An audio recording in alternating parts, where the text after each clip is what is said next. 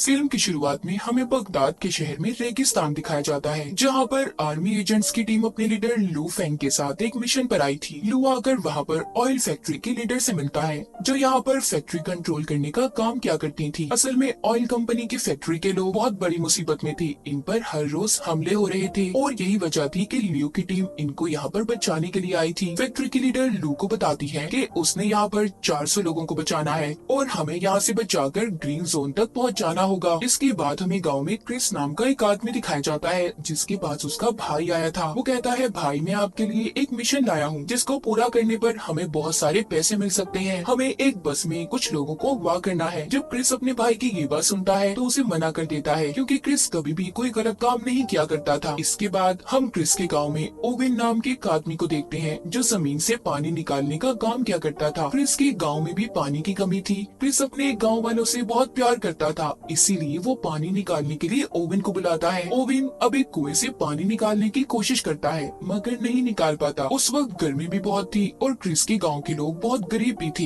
यहाँ पर oven Chris से कहता है, अगर कुछ पैसों का बंदोबस्त हो जाए तो हम यहाँ से आसानी से पानी निकाल सकते हैं। ये सुनकर क्रिस ओवेन से कहता है कि ठीक है, मैं पैसे लेकर आऊंगा। उधर फैक्ट्री के अंदर लू अपनी टीम के साथ मिलकर ये प्लान कर रहा था कि हमें फैक्ट्री के लोगों को बचाकर हाईवे ऑफ डेथ से लेकर जाना होगा, तभी हम ग्रीन जोन तक पहुँच सकते हैं। ये रास्ता शॉर्टकट तो है, पर बहुत ज्यादा खतरनाक भी। इसके बाद यहाँ पर फैक्ट्री की लीडर सारे सिस्टम को लॉक करके एक पेन ड्राइव में महफूज करके अपने बैग में रख लेती है, ताकि सब कुछ उस ड्राइव में महफूज हो जाए और किसी को भी कोई खतरा ना हो। फिर वो अपना बैग अपनी एक असिस्टेंट को दे देती है। दरअसल फैक्ट्री के लीडर की असिस्टेंट लू की बेटी होती है। उसकी अपनी डैड यानी कि लू के साथ लड़ाई हुई थी, क्योंकि जब उसकी मॉम की मौत हुई तो लू उनके पास नहीं था। इसी वजह से लू की बेटी अपनी डैड से नाराज थी और नफरत किया करती थी। जिसके बाद सभी लोगों को बस में बिठाकर ग्रीन जोन की तरफ ले जाया जाता है। जल्द ही ये हाईवे ऑफ डेथ के पास पहुंच गए थे। वहां का मंजर देखकर लियो की बेटी डर गई थी, क्योंकि आज तक कोई वहां से जिंदा नहीं गया था। हर तरफ गाड़ियां ही गाड़ियां थी, जिनका एक्सीडेंट होने की वजह से बहुत बुरा हाल था। लियो अपनी टीम से चारों तरफ नजर रखने का कहता है और फिर अपनी बस को लेकर आगे बढ़ता है, मगर रास्ते में दो गाड़ियां थी, जिसकी वजह से रास्ता रुका हुआ था। ये देखकर लू की बेटी कहती है, हमें बस को यहीं पर रोक देना चाहिए, मगर लू ऐसा करने के लिए तैयार नहीं था। वो कहता है, मैं जानता हूँ ये गाड़ियाँ क्यों खड़ी हैं और हम बस को यहाँ पर किसी कीमत पर नहीं रोक सकते। हमें हर हाल में यहाँ से निकलना होगा। तभी जब ये उस बस को गाड़ियों के पास लेकर जाता है तो एक जोरदार धमाका हुआ था, जिससे बस में बैठे सभी लोग बहुत ज्यादा डर जाते हैं। लू ने फिर भी अपनी बस को नहीं रोका था, वो चलता रहता है। दरअसल ये जितनी भी बसेस थी एक खास किस्म के मटेरियल से बनाई गई थी, इसीलिए इन पर गोलियों और बॉम्ब्स का कोई असर नहीं हुआ था। लू अपनी बेटी को बताता है, ये गाड़ियों का बीच में खड़ा होना दरअसल हमें गुमराह करना था। अब जब ये आगे जाते हैं तो लू देखता है कि रेत का एक बहुत बड़ा तूफान इनकी तरफ बढ़ रहा है, मगर ये उस तूफान से भी नहीं घबराता और बस को लेकर आगे बढ़ता रहता है। तभी यहाँ पर क्रिस की टीम रेत के तूफान का फायदा उठाकर एक बस को हाईजैक कर लेती है, यानी कि उन्होंने उस बस को अपने कब्जे में ले लिया था। जैसा कि हमें पता है कि क्रिस को पैसों की जरूरत थी, इसीलिए वो ये काम कर रहा था। उसने अपने भाई की बात को मान लिया था। जब तूफान के रुक जाने के बाद ये सब अपनी बसेस को रोकते हैं तो लू को पता चलता है इनकी एक बस गायब थी, जिसमें ऑयल फैक्ट्री की लीडर भी थी। तब इसकी टीम में से लड़की बताती है, मैंने उसे दूसरी तरफ जाते हुए देखा है। लू अब यहाँ पर एक हेलीकॉप्टर को बुलाता है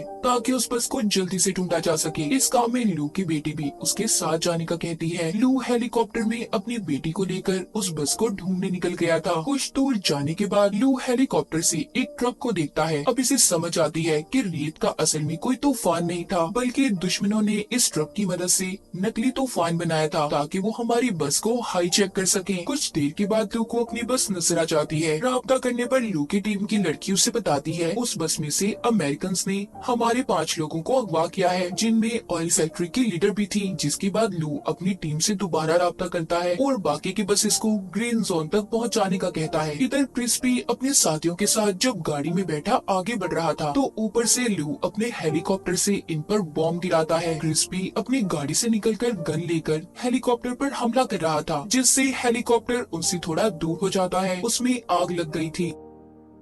क्रिस अपने भाई को अभी खंडर में लेकर आया था, जहाँ पर लाकर उससे पूछता है कि ये किसका मिशन है, मुझे सच सच बताओ जिसमें इतना ज्यादा खतरा है, हेलीकॉप्टर से हम पर बॉम्ब गिराए जा रही हैं। तभी वहाँ पर ओवेन आता है जो कि क्रिस का दोस्त था। कहता है कि ये मिशन सारा प्लान मेरा था, उसने ऑयल फैक्ट्री के लीडर को भी अगवा कर लिया था। इसका मकसद ऑयल कंपनी के सारे सिस्टम को हैक करके यानी कि अपने कंट्रोल में लाकर, जिससे इसे बहुत सारे पैसे मिलने वाले थे। ऑयल फैक्ट्री की लीडर को भी ये बात समझ आ गई थी कि वो ओवेन नहीं था जो इनकी फैक्ट्री पर हमले करवा रहा था, ताकि जब हम अपनी जगह बदलकर ग्रीन जोन की तरफ जाने लगे तो ये रास्ते में हमें अगवा कर ले। क्रिस यहाँ पर ओवेन से कहता है तुम इतना बड़ा प्लान कैसे बना सकते हो, और मैं आगे अब इस प्लान में तुम्हारा साथ नहीं देने वाला, मुझे मेरे पैसे दो ताकि मैं यहाँ से जा सकूँ। ओवेन कहता है अभी कुछ और काम बाकी है, जिसके बाद तुम्हें तुम्हारे पैसे मिल जाएंगे। क्रिस का भाई भी यही कहता है कि अभी कुछ काम बाकी है, मगर क्रिस किसी की परवाह ना करते हुए कहता है कि अगले 2 घंटे के अंदर अंदर मुझे मेरे पैसे चाहिए। इतना कहकर वो वहाँ से चला गया था। क्रिस के जाने के बाद उसका भाई ओवेन से कहता है कि हमें अब उसके बगैर ही काम करना होगा, मगर ओवेन यहाँ पर उसके साथ गद्दारी करता है। उसने क्रिस के भाई को मार दिया था और फिर यहाँ से सब कुछ जाने का कहता है। उधर क्रिस भी अपने गाँव में पहुँच गया था। उसे अपने भाई पर बहुत गुस्सा आ रहा था क्योंकि उसने सही बात नहीं बताई थी उसे, जिसके बाद वो थोड़ा खुद को सुकून में लाने के लिए बच्चों के साथ बाहर खेलने चला गया था। तभी उधर ल्यू आता है जो कहता है कि मैं यहाँ पर अपने लोगों को बचाने आया हूँ, जिनको तुमने अगवा किया है। मैं जानता हूँ मेरे लोग तुम्हारे पास हैं। क्रिस भी जवाब देता है कि मैं भी अपने गांव वालों को बचा रहा हूँ। जैसा कि हमें पता है क्रिस ने ये काम भी पैसों की खातिर सिर्फ अपने गांव वालों के लिए किया था, ताकि ये उनके लिए पानी का इंतजाम कर सके, और ये सारा प्लान ओवेन का था ताकि क्रिस भी उसका साथ दे सके, मगर ओवेन ने इसे धोखा दे दिया। फिर इसके बाद लू वहाँ से चला जाता है। कुछ देर के बाद क्रिस एक खाली फैक्ट्री में आया था जहाँ पर वो अपने भाई की लाश को देखता है। तभी उधर लू भी आ गया था। इन दोनों की यहाँ पर बहुत लड़ाई होती है। कभी क्रिस लू पर भारी पड़ रहा था तो कभी लू, क्योंकि क्रिस को यहाँ पर ऐसा लग रहा था कि उसके भाई को लू ने मारा होगा, मगर जब वहाँ पर कोई चीज क्रिस के भाई पर गिरने वाली थी तब लू उसे बचा लेता है। यहाँ पर उसको पता चल जाता है कि उसके भाई को लू ने नहीं मारा बल्कि इसमें ओवेन का हाथ है। तभी वहाँ पर इन पर गोलियां बरसने लगती हैं। दरअसल यहाँ पर भी ओवेन ने अपने गुंडों को इन्हें मारने के लिए भेजा था, मगर ये उन गोलियों का मुकाबला करते हैं। क्रिस उन पर बॉम्ब गिराता है जिससे बहुत बड़ा धमाका हुआ था। खैर वो गुंडे तो वहाँ से भाग गए थे, मगर इस उसमें क्रिस की गाड़ी भी बर्बाद हो जाती है। ये दोनों समझ गए थे कि इनको एक ही इंसान को पकड़ना है और वो है ओवेन, जो इन दोनों का दुश्मन था। क्रिस कहता है कि मैं जानता हूँ इस वक्त ओवेन कहाँ पर होगा। उधर दूसरी तरफ ओवेन फैक्ट्री के लीडर और उसके कुछ लोगों को अपने साथ फैक्ट्री में ले आया था, जहाँ पर वो सिस्टम को खोलने की कोशिश करता है, मगर उस पर एक कोड लगा हुआ था। ओवेन फैक्ट्री के लीडर से जब कोड के बारे में पूछता है तो वो नहीं बताती। तभी वो उसके 2 लोगों को मार देता है, जिसे देखकर फैक्ट्री की लीडर डर गई थी। अब वो उसके बेटे को मारने की धमकी देता है। तो ये सुनकर फौरन फैक्ट्री की लीडर उसे बताती है कि ये कोड एक पेन ड्राइव में है जो मैंने अपने बैग में रखी थी, पर मैं ये नहीं जानती कि वो कहाँ पर है। मुझे बस इतना याद है कि वो बैग मैंने अपने असिस्टेंट को पकड़ाया था। तभी यहाँ पर फैक्ट्री की लीडर का बेटा अपनी मॉम के फोन पर कॉल करने का कहता है, जिससे उनके फोन की लोकेशन के बारे में पता चल जाएगा ये फोन और बैग कहाँ पर है। असल में वो बैग ल्यू की बेटी के पास था जो इस वक्त क्रिस के गाँव में थी। उधर ही गाँव में लोगों को बाकी के लोगों के ग्रीन जोन में पहुंचने की खबर मिल जाती है। यहाँ पर उसकी बेटी उससे पूछती है कि आप क्रिस पर कैसे भरोसा कर सकते हैं। लू बताता है कि वो एक अच्छा इंसान है, लोगों की भलाई सोचता है, हम उस पर यकीन कर सकते हैं। तभी क्रिस को लू की डायरी मिलती है जिसे उठाकर वो उसके पास लेकर आया था। उसे कहता है कि क्या तुम इस लड़की को पसंद करते हो, तुम कितने खुशकिस्मत हो ना कि तुम्हें ऐसी लड़की मिली, तुम हर वक्त उसकी तस्वीर को अपनी डायरी में रखते हो। लू यहाँ पर बताता है तुम गलत सोच रहे हो, दरअसल वो मेरी बेटी है। इस बात पर क्रिस उससे माफी मांगता है। लू बताता है दरअसल जब मेरी वाइफ की मौत हुई तो मैं अपनी बेटी के पास नहीं था, जिस वजह से वो मुझसे आज तक नाराज है। वो कहता है और इस मिशन पर भी मैं इसीलिए आया था कि मैं अपनी बेटी को बचा सकूं जो यहाँ ऑयल फैक्ट्री में काम करती है। क्रिस कहता है फिक्र नहीं करो, सब ठीक हो जाएगा, हम सबको बचा लेंगे, हम मिलकर मुकाबला करेंगे। तभी उन्हें कुछ गुंडों की आवाजें सुनाई देती हैं। वो जाकर उन गुंडों का मुकाबला करते हैं। यहाँ पर उन्हें पता चलता है कि उन्हें तो यहाँ पर ओवेन ने भेजा है जो यहाँ पर फैक्ट्री के लीडर का बैग लेने आए हैं जो लू की बेटी के पास था। उनके पास काफी सारे हथियार थे। उन्होंने सभी गांव वालों को बंदी बना लिया था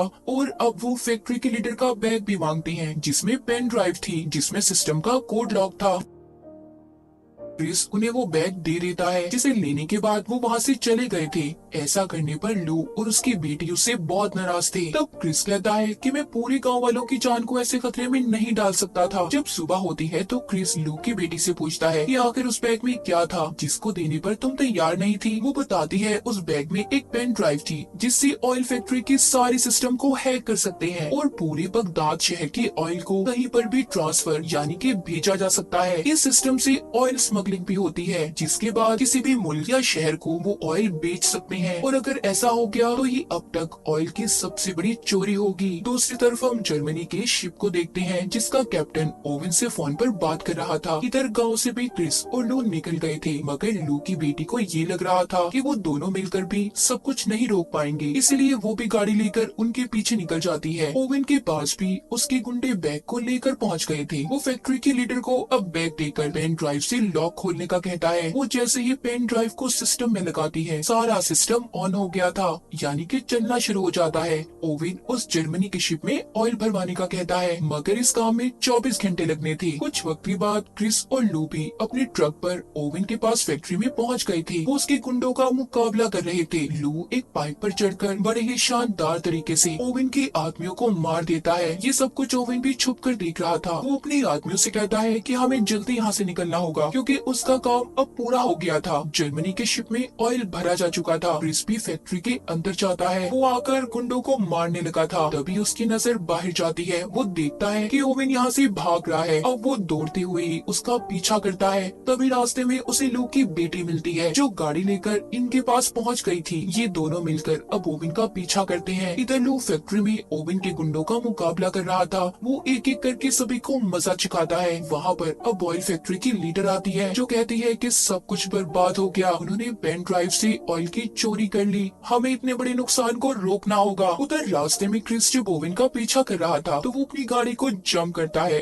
उसके पीछे लू की बेटी भी गाड़ी को हवा में उड़ाती जंप करवाती है, मगर उसकी गाड़ी का एक्सीडेंट हो गया था। क्रिस गाड़ी की ऐसी हालत देखकर लू की बेटी पर गुस्सा करता है। तभी वहाँ पर लू भी एक ट्रक को लेकर पहुँच गया था। फिर वो दोनों भी उस ट्रक में बैठकर उसके साथ आगे बढ़ते हैं। क्रिस लू को ओवन तक पहुँचने का शॉर्टकट रास्ता बताता है। फिर ये उस ट्रक से रॉकेट लॉन्चर छोड़ने लगते हैं। दरअसल ये वही ट्रक था जिससे नकली तूफान को बस को हाईजैक करने के लिए बनाया गया था। क्रिस अब ओवन तक पहुँच जाता है। वो तेजी से लाकर अपने ट्रक को उसके ट्रक में दे मारता है, जिससे जोरदार धमाके होते हैं। ओवन की गाड़ी दूर जाकर गिरी थी। ओवन काफी जख्मी हो चुका था। वो जब क्रिस को देखता है तो अपनी गाड़ी को लेकर वहाँ से भाग जाता है। लू ने वापस क्रिस को अपने ट्रक में बुला लिया था। क्रिस अब ट्रक से लटक गया था। वो रॉकेट लॉन्चर की स्पीड से ओवन की गाड़ी के पास आ जाते हैं, जिसकी वजह से उनका ट्रक भी काबू हो गया था। वो एक रस्सी को ओवन की गाड़ी से बांधकर अपने ट्रक को खाई में गिरा देते हैं और खुद उस रस्सी के सहारे लटक गए थे। ये देखकर ओवन उन पर हंस रहा था, मगर गाड़ी पर वजन ज्यादा होने की वजह से ओवन की गाड़ी भी खाई में गिर जाती है। लू ने उस रस्सी को छोड़ दिया था। वो अपनी बेटी के साथ एक पत्थर पर जाकर गिरता है और ओवन अपनी गाड़ी के साथ खाई में गिरकर मर गया था। यहाँ पर लू और उसकी बेटी तो बच चुके थे। ये दोनों देखते हैं कि इन्हें क्रिस कहीं पर नजर नहीं आ रहा।